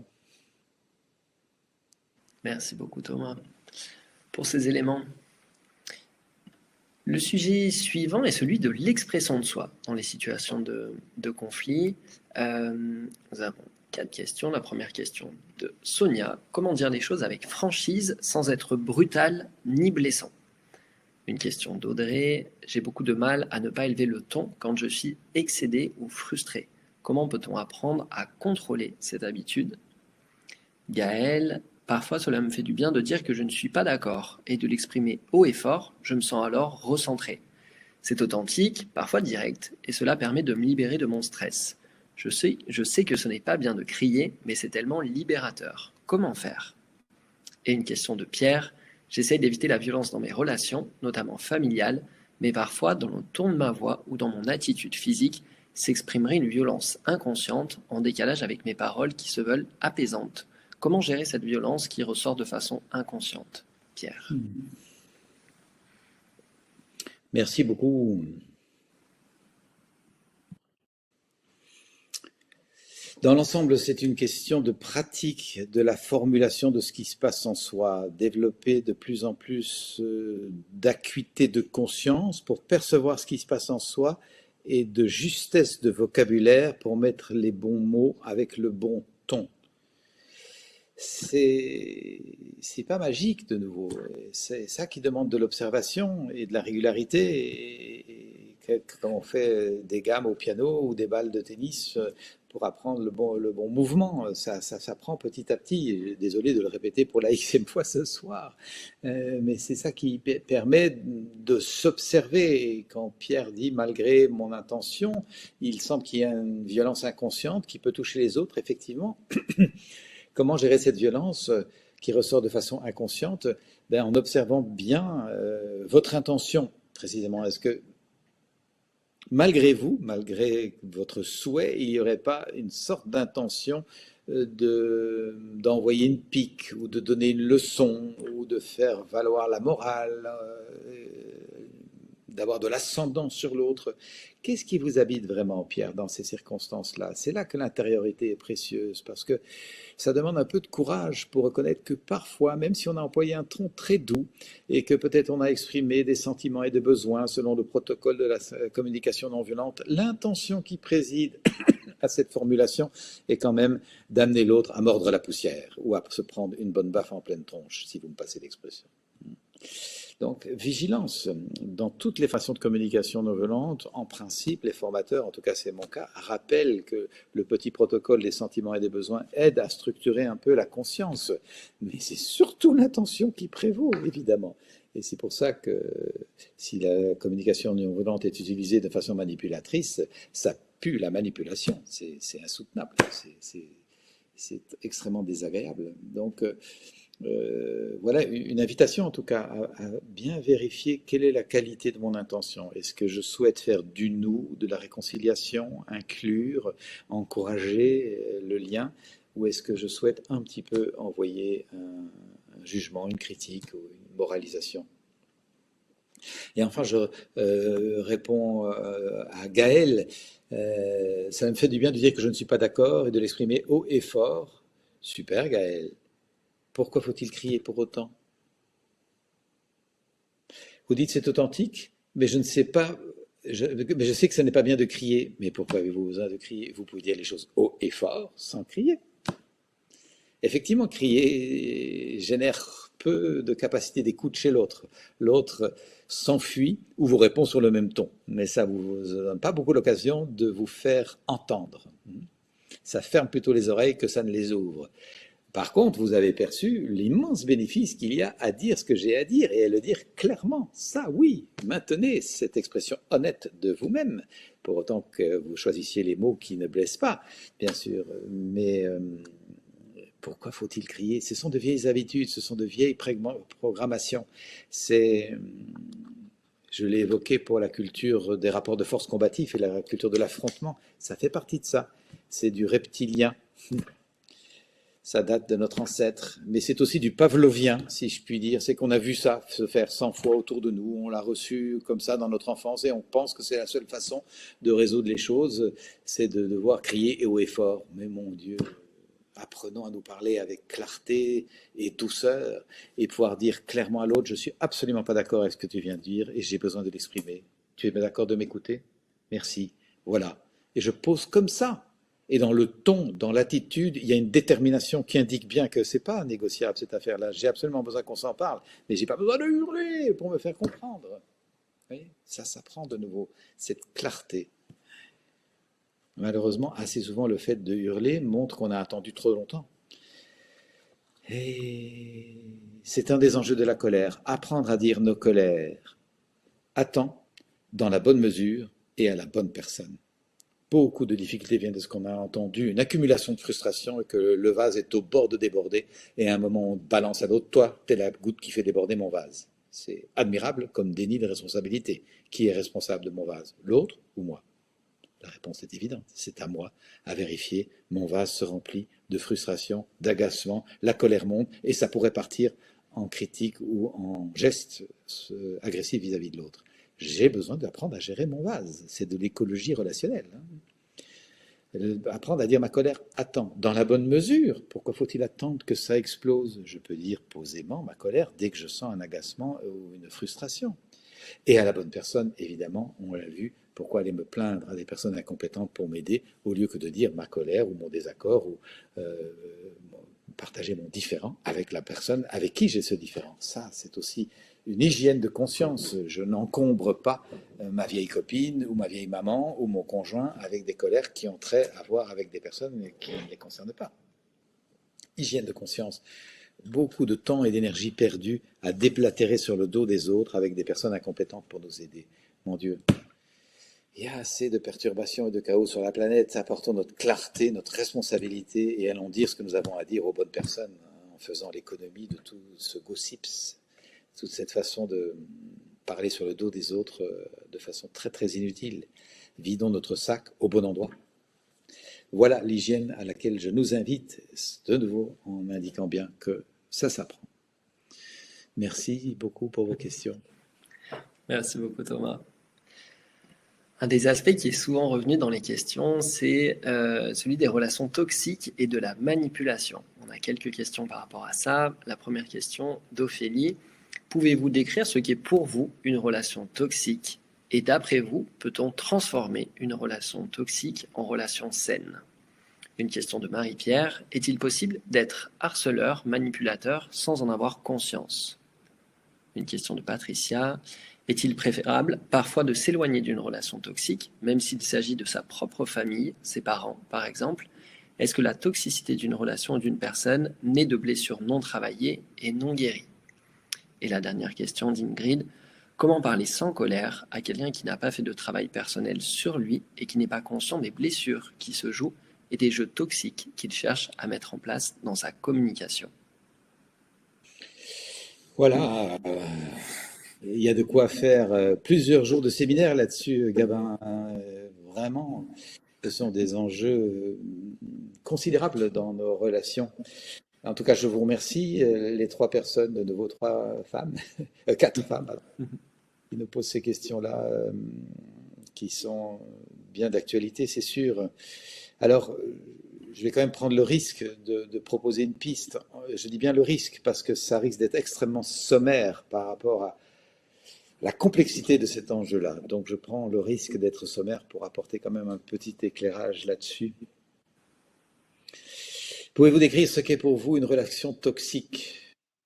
C'est, je dirais, celle dans laquelle nous ressentons un malaise persistant et peut-être même croissant, que nous avons du mal à identifier, mais qui fait que nous perdons notre énergie, nous perdons notre vitalité, nous perdons notre confiance en nous, nous perdons peut-être même le goût de vivre dans cette relation-là. Il y a une sorte d'affaissement de notre être du fait de l'énergie qui se dégage de cette relation-là. Et il me semble que c'est une des façons de voir que cette relation est toxique pour nous. Et merci d'avoir nommé que la relation est toxique. C'est pas forcément la personne, évidemment. C'est pas à nous d'en juger. Voilà. Est-il possible d'être harceleur, manipulateur sans en avoir conscience? Oui, je crains que malheureusement, assez souvent, les personnes qui sont dans cette attitude sont inconscientes. Elles sont emportées par une partie d'elles, sûrement très blessées, et ne mesurent pas leur attitude. Certaines sont conscientes et sont dans le pur cynisme, ça peut arriver. Je pense que là, la taille des blessures est considérable, effectivement, pour pouvoir être comme ça en toute conscience. Patricia, est-il préférable parfois de s'éloigner d'une relation toxique, même s'il s'agit de sa propre famille? Oui, c'est sans doute nécessaire par moment pour pouvoir prendre du recul et retrouver une respiration, une assise, une intérieure, un ancrage, en sorte de pouvoir revenir vers cette relation en étant suffisamment solide intérieurement pour ne pas être pris dans la toxicité, pouvoir la voir et ne pas être contaminé, si je puis dire, happé par ça. Avoir créé une sorte d'imperméabilité autour de soi pour aller saluer ses parents, puisque vous parlez des parents par exemple, aller les saluer, prendre de leurs nouvelles, peut-être prendre un repas avec eux, mais ne pas se sentir contaminé, je pense que c'est vraiment le mot, par cette attitude-là, et garder de la force intérieure, de la conscience, et observer la mécanique de leur attitude. Derrière ça, bien sûr qu'il y a des blessures, hein, et de tenter de les comprendre, peut-être d'avoir de l'empathie. Ça peut souvent nous soulager, nous, de comprendre pourquoi il y a cette attitude-là, d'avoir une compréhension de ce qui se joue de façon souterraine dans cette personne-là. J'ai pu voir également dans mon accompagnement que le fait de développer de l'empathie pour l'attitude toxique d'un parent faisait que petit à petit, cette attitude devenait de moins en moins toxique. Alors, ce n'est pas miraculeux. Je pense que c'est que quelque chose dans le système se transforme et que, effectivement, le fait d'avoir lâché la méfiance ou la résistance à l'attitude de l'autre et être plutôt dans une attitude empathique sans pour autant être poreux à ça, hein, sans être devenu contagieux, fait que quelque chose change chez l'autre. Voilà des explorations que je fais à l'occasion dans mon travail, que je trouve bien intéressant sur le pouvoir qui est en nous de faire changer subtilement des choses parce que nous changeons notre attitude. Alors, Ingrid, comment parler sans colère à quelqu'un qui n'a pas fait de travail personnel sur lui et qui n'est pas conscient des blessures qui se jouent et des jeux toxiques qu'il cherche à mettre en place dans sa communication? Eh bien, je ne sais pas, Ingrid. parce que je peux comprendre que ça vous agace particulièrement, effectivement, et que la moutarde vous monte au nez, que vous aimeriez que tout le monde ait fait un petit peu de balayage devant sa porte pour avoir une attitude un peu plus consciente, comme vous le dites, et plus attentive, plus discernante de ce que nous portons tous des blessures et que nous risquons tous de les imposer aux autres, d'en imposer les conséquences aux autres si nous ne sommes pas vigilants. C'est clair, je peux comprendre la colère. En même temps, vous vous en doutez, c'est pas ça qui va aider.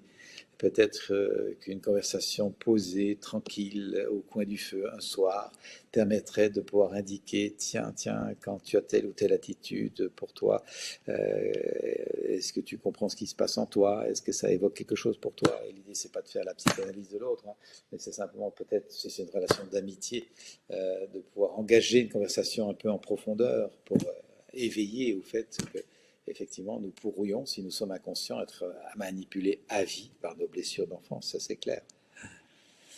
Et qu'effectivement, il en résulte souvent des jeux toxiques. Voilà. Vous pouvez également partager votre expérience, dire que vous vous êtes retrouvé vous-même dans des scénarios semblables et que vous avez eu l'occasion de transformer des choses et que ça vous a apporté du bien-être. Témoigner est toujours bénéfique, sans donner de leçons, sans dire tu devrais, il est temps que tu. Hein, qui êtes-vous pour dire ça? Mais juste peut-être montrer ce compagnonnage. Et puis, si ça ne fonctionne pas, vous rendre compte qu'il y a 7 milliards et demi, 8 milliards et demi d'autres humains passionnants à rencontrer, que ce n'est pas la seule personne que vous pouvez rencontrer. Voilà, je redis que j'ai fait des réponses très très sommaires sur ces sujets parce qu'ils engagent une grande complicité. Il y a beaucoup de couches à aborder si on veut parler de ça de façon plus approfondie. Merci beaucoup, en tout cas. Merci beaucoup Thomas pour ces pistes. J'ai vu dans le chat que ça parlait à beaucoup de personnes et d'avoir pris le risque d'aller effectivement sur des sujets qui sont complexes. Et comme tu le disais avant de répondre, ça nécessiterait peut-être plusieurs jours de séminaires. On a eu l'occasion justement de faire des séminaires dédiés à ça sur plusieurs jours et on se rend compte qu'effectivement ce sont des sujets profonds et complexes. Alors, le dernier aspect que nous avions envie d'éclairer par rapport aux situations de tension et de conflit sont les conflits intérieurs. Thomas, la première question nous vient de Josiane. Qu'en est-il de nos conflits intérieurs? Comment les gérer sans se faire violence? Laetitia, quand il s'agit de violences intériorisées et de conflits internes, comment ne pas aller dans l'autodestruction? Et Christelle, dans quelle mesure le fait de ne pas être reposé et ou de ne pas avoir pris suffisamment soin de soi peut faire échouer notre gestion des tensions et des conflits? Merci beaucoup à toutes les trois. Comment gérer les conflits intérieurs sans se faire violence? Merci Josiane de poser cet enjeu très très important parce qu'il est une clé, une des clés, mais une clé très importante de la gestion des conflits extérieurs. Tant que je ne suis pas familier de mes conflits intérieurs et de la cohabitation de parties qui ne sont pas forcément faciles à faire vivre ensemble et de la négociation qu'il est important d'avoir régulièrement entre les parties de soi pour retrouver ce que j'aime appeler un nous intérieur, clé du nous extérieur, et bien tant que je n'ai pas cette capacité à façonner régulièrement, refaçonner, entretenir ce nous intérieur, effectivement, beaucoup de conflits extérieurs viennent nous rappeler que je porte en moi une tension et une division. La réponse est toujours la même. Pratiquer la connaissance et pacifique action de soi. Pacifique action, je joue sur les mots, mais pour bien montrer que c'est pas juste méditer et boire du thé vert et manger du quinoa, si vous pardonnez cette boutade. C'est une action, je travaille sur les parties de moi pour les mettre en lien, avoir de l'empathie pour telle partie, de l'empathie pour telle autre partie, écouter et rassembler, trouver ce qui fédère à l'intérieur de soi. Retrouver le nous intérieur. Et si vous observez qu'il y a de la violence sur une partie de vous, eh bien, écoutez cette violence. Est-ce qu'elle indique de l'impatience? Est-ce qu'elle indique de la fatigue? Est-ce qu'elle indique du découragement? Et donc, une partie de vous qui aurait besoin de faire confiance, que vous pouvez vous réconcilier avec l'autre partie de vous. Et c'est ce travail d'échange intérieur, de conversation intérieure, de dialogue intérieur que nous pouvons apprendre à faire et qui est, à mes yeux, un des enjeux de la civilisation, de la rencontre dont je vous parlais. Nous avons besoin de créer la rencontre intime avec la personne que nous sommes. Cette rencontre intime va être la clé de la capacité à créer des rencontres intimes entre êtres humains. Et voilà, je pense profondément que c'est de nouveau un enjeu de santé publique aujourd'hui, par les temps qui courent. Alors, merci Josiane en tout cas. Donc, Christelle, dans quelle mesure le fait de ne pas être reposé et ou de ne pas avoir pris suffisamment soin de soi peut faire échouer nos gestions de tensions et des conflits? Ben, vous avez mis le doigt sur un enjeu fondamental. Et évidemment, quand vous êtes fatigué et pas reposé et que vous n'avez pas eu le temps de vous occuper de vous, ben, il y a un creux, il y a un manque, il y a un vide intérieur. Et alors, très très vite, va s'engouffrer dans ce vide la moindre friction avec les autres qui va donner l'occasion de retrouver une impression de solidité ou de vitalité parce que tout d'un coup vous vous frottez à l'autre de façon agressive, alors qu'inversement, si vous avez pris le temps de bien vous reposer, d'être un être qui dort régulièrement le nombre d'heures dont il a ou elle a besoin, que vous avez pris soin de vous en vous détendant, en faisant des choses qui vous plaisent, qui vous nourrissent, qui vous enchantent, qui vous donnent le goût de vivre, qui donnent à votre vie de la saveur, parce que vous avez appris quelles sont les choses qui vous plaisent et qui vous donnent le goût de vivre. Si tout d'un coup la relation devient frictionnante avec l'autre, vous allez voir rapidement comment est-ce qu'on retrouve le goût de vivre, comment est-ce qu'on se réenchante, comment est-ce qu'on dépasse la friction. Voyez. Mais si vous ne savez pas ce qui vous donne le goût de vie et que vous ne savez pas vous reposer ou que vous ne prenez pas ce temps de soin ou de repos pour vous, dès qu'il y a une friction, elle va s'envenimer. C'est donc une vraie discipline de paix que d'apprendre à prendre soin de soi. Ce n'est pas un petit enjeu de développement dit personnel, là. Nous ne sommes plus du tout dans cet univers-là. Nous sommes en train de faire du développement social durable, comme je l'évoque régulièrement dans le cadre de ces rencontres. Nous faisons du développement social durable qui démarre par le fait d'être un être humain avec qui le commerce, comme on dit, l'échange, la relation est plaisante, est agréable, parce que je prends soin de moi. Je sais me reposer, je sais m'apporter de la douceur, de la tendresse, de l'enchantement, de l'émerveillement, du plaisir à vivre. Et donc ma compagnie est plaisante.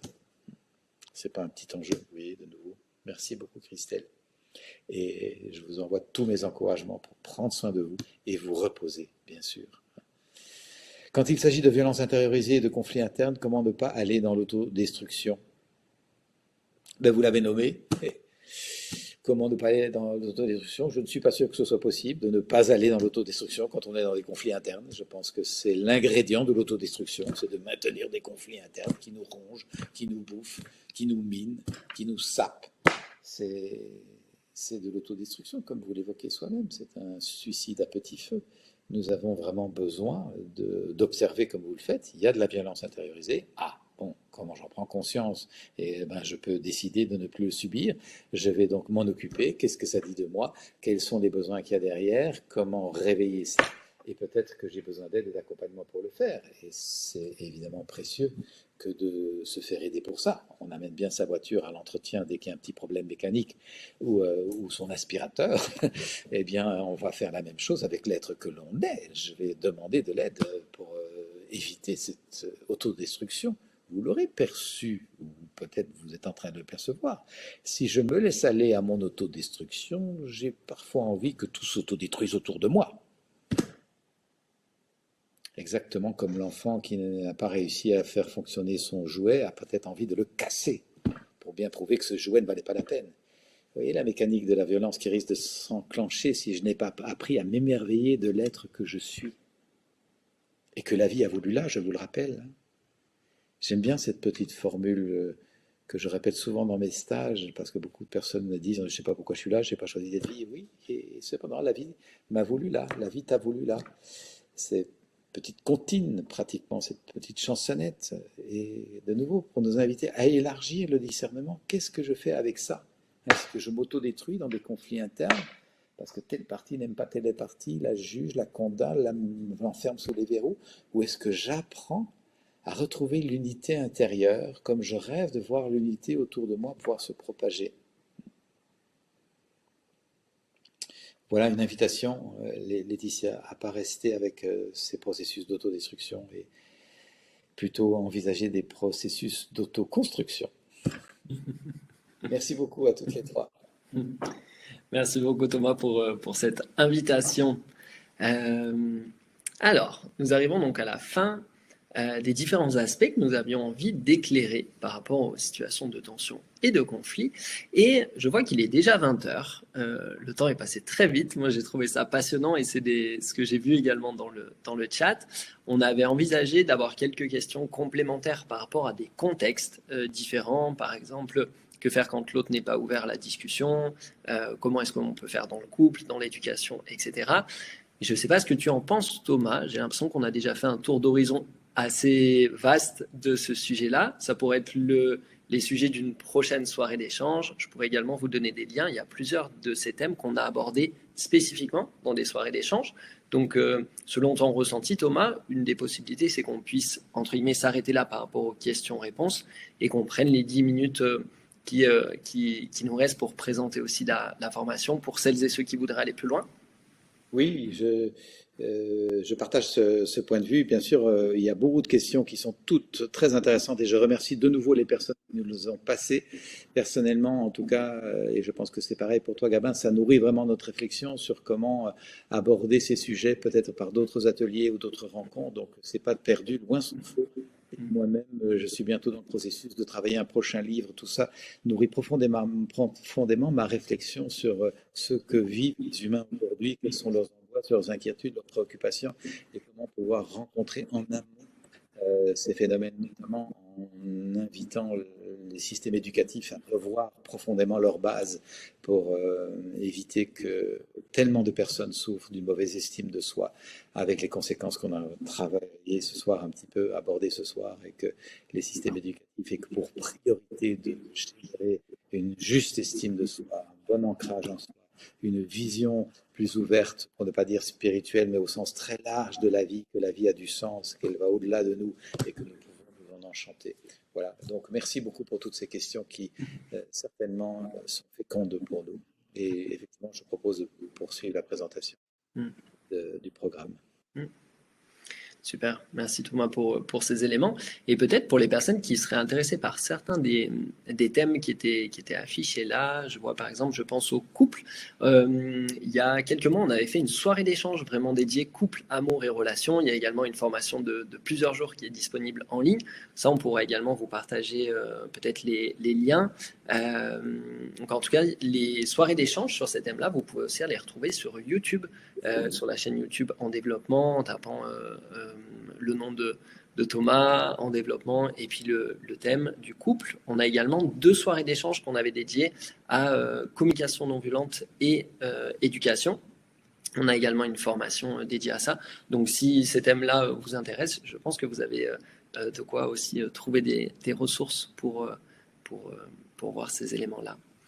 Et donc, ce que nous avions envie de vous partager à la fin de cette soirée pour les personnes qui souhaiteraient aller plus loin, puisqu'on est bien conscient qu'en une soirée d'échange, on ne peut pas répondre à tout, surtout sur un sujet qui est aussi profond et aussi, j'allais dire, quotidien, qui nous touche dans la vie de tous les jours, dans tout un tas d'aspects, comme on l'a vu ce soir. On a eu la chance, il y a quelques mois, de faire un séminaire de 5 jours complet sur ce thème-là, avec un groupe d'une vingtaine de participants qui ont accepté d'être filmés. Et donc, on a vraiment une formation complète par rapport à ça. Et après plusieurs mois de préparation, de montage, la formation est prête et disponible. Et donc, c'est ce que nous avions envie de vous partager également ce soir, qu'on vous propose de vous donner quelques informations. Ce séminaire-là, on l'a appelé de la confrontation à la connexion, apprendre à gérer les tensions et les conflits sans violence. Et c'est donc un séminaire en ligne avec un peu plus d'une vingtaine d'heures de contenu. Les intentions pour ce séminaire-là, c'est arriver à désamorcer la mécanique de la violence là où elle s'enclenche, d'arriver à prévenir et résoudre les conflits avec confiance, apprendre à s'affirmer sans agressivité lors de situations de désaccord et de conflits, se libérer des jeux relationnels et des relations toxiques, comme on a pu l'évoquer ce soir, et sortir des rapports de force habituels, domination, soumission, fuite, manipulation, chantage, séduction, etc. Et sur ces 5 jours, on a abordé donc 5 thèmes complémentaires. Je ne sais pas, Thomas, si tu vas en dire quelques mots. Donc, il y a plus d'une soixantaine de vidéos que vous pouvez suivre vraiment à votre rythme. Et donc, les thèmes qu'on a évoqués, la colère, silence et non-dit, dire et entendre non, la peur du conflit. Et on a terminé avec cultiver l'émerveillement. Oui, on ne voulait pas vous laisser sur juste les émotions difficiles à vivre, les émotions désagréables et tous les besoins qui sont en creux et dont nous avons besoin d'apprendre à prendre soin. Et c'est pour ça que, d'ailleurs, systématiquement, dans tous mes stages, on termine par les émotions agréables parce qu'elles sont extrêmement porteuses. Et si nous étions plus à l'aise pour savourer les moments d'émerveillement, les moments de joie, les moments de gratitude, j'ai absolument confiance que nous serions beaucoup moins à la merci des frustrations, des frictions et des collisions. Nous aurions une perspective plus vaste et nous serions beaucoup plus que dans l'agitation du dessus. Mais pour pouvoir effectivement arriver à l'émerveillement alors que l'on est rempli de colère, de silence et de non-dit, on ne sait pas dire non et qu'on a peur du conflit, c'est difficile. D'où le fait qu'il y a une progression. On va essayer de mieux comprendre ces 4 enjeux qui précèdent et pour pouvoir être beaucoup plus à l'aise avec ces questions-là. Et s'acheminer vers la capacité à s'émerveiller d'être vivant dans un monde vivant, malgré, bien sûr, le chaos du monde. Hein. Mon propos n'est pas du tout bisounours, on est dans un monde très chaotique, et c'est bien pour ça qu'il est précieux de pouvoir garder le cap sur l'émerveillement, parce que l'émerveillement existe aussi. Tout à fait. Et donc cette formation, c'est un séminaire en ligne que vous pouvez rejoindre et suivre depuis chez vous, à votre rythme, quand vous le souhaitez. Et c'est un séminaire d'approfondissement. Donc pour les personnes qui sont déjà formées, on pourra en parler un petit peu après, et pour les personnes qui ne sont pas encore formées à la communication non violente, qui découvrent ce soir ou qui ont déjà eu l'occasion de lire des livres ou de suivre quelques soirées ou quelques vidéos, ce qu'on vous propose, c'est vraiment aussi d'avoir le prérequis, les bases de la communication non violente. Et donc, c'est pour ça qu'on a créé 2 propositions. Il y a ce qu'on appelle le pack intégral. Donc, dans le pack intégral, vous retrouvez la formation, les bases de la CNV, qui vous donne vraiment les prérequis pour aussi avoir la grammaire de la communication non violente, pour vraiment être à l'aise avec les notions qui sont abordées dans le séminaire d'approfondissement sur les tensions et les conflits. Et donc, dans ce pack-là, on retrouve les bases de la CNV, formation en ligne, apprendre à gérer les tensions et les conflits sans violence, la toute nouvelle formation. Et il y a également un bonus, c'est une formation en ligne qu'on avait filmée il y a maintenant 1 an, je pense. C'était une journée en ligne avec Thomas et avec un groupe de participants. Et donc sur ce thème-là spécifiquement, donc ça vient encore aborder de nouveaux éléments par rapport à ce thème-là. Et donc au niveau de la proposition financière, le pack, vous pourrez y accéder à partir de 390 €. Il y a également des propositions de paiement en plusieurs fois. Et pour les personnes qui sont déjà formées à la communication non violente, vous avez le pack essentiel, donc qui comprend la formation d'approfondissement sur les tensions et les conflits, avec le bonus de la journée qui a été réalisé il y a 1 an sur ce thème-là similaire. Et donc ce pack-là est à 290 €. Et ce que nous avions envie de vous proposer en plus par rapport à ça, Laurie va vous partager le lien de la page pour celles et ceux qui seraient intéressés.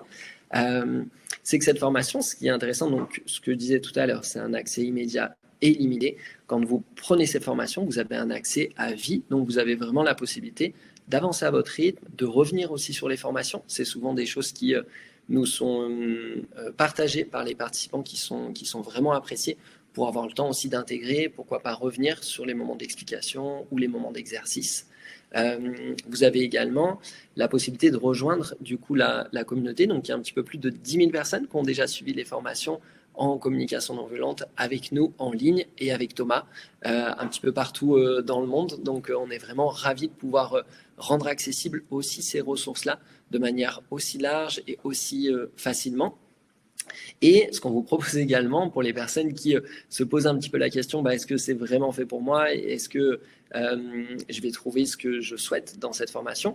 C'est que comme toutes nos formations, on vous propose de les découvrir aussi sereinement.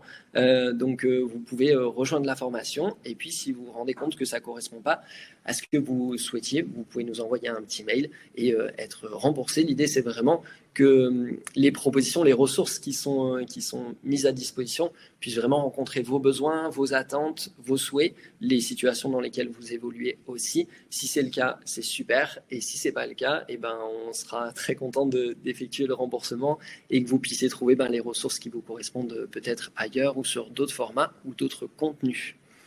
Et pour cette formation-là, comme vous l'avez vu, c'est un sujet qui est vaste. Et souvent, ce qui nous est demandé, c'est en plus des formations en ligne que vous pouvez suivre en autonomie, c'est de pouvoir aussi pratiquer, échanger ensemble. Et donc, vous avez la possibilité, en rejoignant cette formation, de participer à un atelier en ligne et en direct. Ce sera le 11 décembre de 19h à 21h30 avec Arnaud. Arnaud, il est formateur en communication non violente. Il t'assiste depuis de nombreuses années, Thomas. Nous, il est au cœur de nombreux projets qu'on fait ensemble. Et il a également participé à la semaine de formation en ligne et il a abordé notamment, il a partagé vraiment des outils précieux par rapport justement à ces thèmes-là.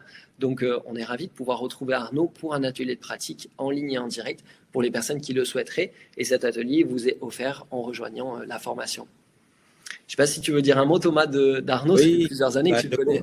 Je vous recommande chaleureusement, si vous avez l'occasion, de suivre l'atelier avec Arnaud parce que, bien sûr, je l'apprécie beaucoup. Il m'assiste depuis des années et il a passé la certification pour être lui-même formateur certifié maintenant en communication non violente et j'apprécie beaucoup sa finesse, son bon sens, son pragmatisme. Il est en couple avec des enfants, marié, avec une expérience d'entrepreneur dans le commerce, les pieds sur terre, bien campé, et il a beaucoup d'humour, et j'apprécie son humour. Et peut-être également son petit accent belge qui ne manquera pas de vous plaire. C'est vrai qu'en plus, vous êtes voisins. Vous êtes oui, pas très voisins dans notre région, absolument. Voilà un petit peu pour ces informations. Donc, si c'est quelque chose qui vous parle et que vous avez envie d'aller plus loin par rapport à ce thème-là et que cette proposition vous fait envie, on sera ravis de vous accompagner pour continuer cette aventure. Voilà un petit peu nous ce qu'on avait envie de vous partager ce soir. Et donc je rejoins Thomas sur les remerciements par rapport aux questions qu'on a reçues. On en a reçu un petit peu plus de 200.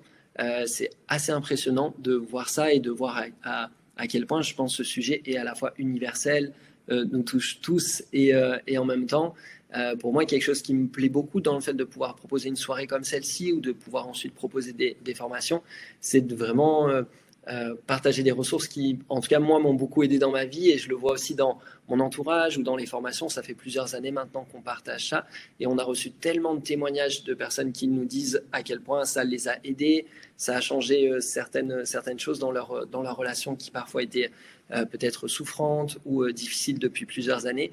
Et j'ai vraiment une grande confiance dans le fait qu'on peut aujourd'hui trouver des clés et des ressources pour nous aider à mieux vivre dans nos relations et sur ces enjeux-là.